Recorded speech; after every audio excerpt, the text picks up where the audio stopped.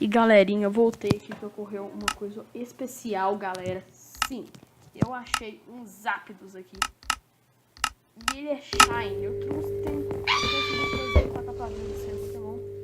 E vamos lá com o meu Lush pra tentar matar os Zapdos.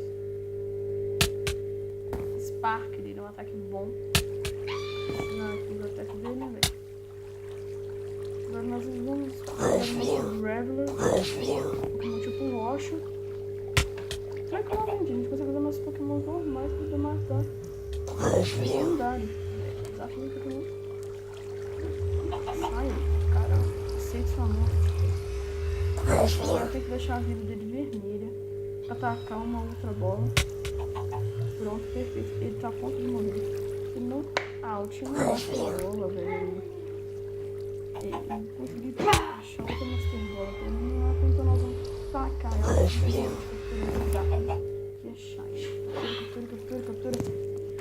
Captura!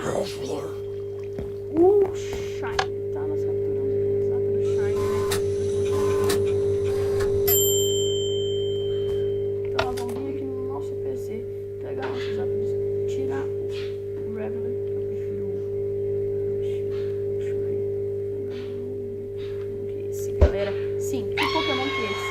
Nossos Zapdos, nível 70. E bem, espero que tenham gostado desse vídeo. Se gostaram, deixem um like. Valeu, falou e tchau.